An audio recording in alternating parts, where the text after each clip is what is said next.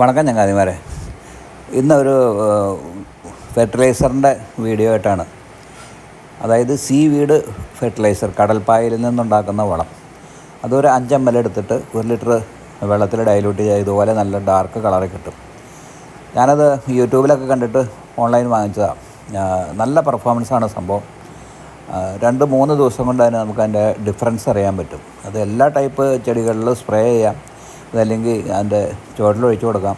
ഞാനിപ്പോൾ ആമസോണിൽ നിന്ന് വാങ്ങിച്ച ഒരു ഗന്ധരാജൻ ഈ സൈഡിൽ നിന്ന് ഇത് കണ്ടോ, ഇതിൻ്റെ ഒക്കെ നല്ല ഭംഗിയായിട്ട് അതിൻ്റെ ലീഫും കാര്യങ്ങളൊക്കെ വന്നു.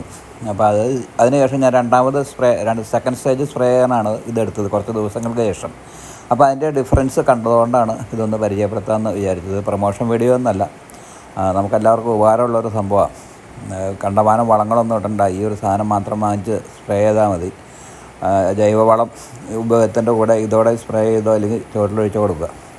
നല്ലൊരു പെർഫോമൻസ് ഉള്ളൊരു സംഭവമാണ്. കൃത്രിമ വളങ്ങളും വിഷങ്ങളും ഒന്നും വാങ്ങിച്ച് ചെടികളെ നശിപ്പിക്കേണ്ട. ഇത് ഓർക്കിഡ്, ആന്തൂറിയം, അഗ്ലോനിമ, ബിഗോണിയ അങ്ങനെയുള്ള എല്ലാ ടൈപ്പ് ചെടികൾക്കും അഡീനിയം ഞാൻ ഉപയോഗിച്ചിട്ട് കുഴപ്പം കണ്ടില്ല, അത് വ്യത്യാസം കാണുന്നുണ്ട്. അപ്പോൾ ഓക്കെ, എല്ലാവരും ചെമ്പേന്ന് ട്രൈ ചെയ്ത് നോക്ക്.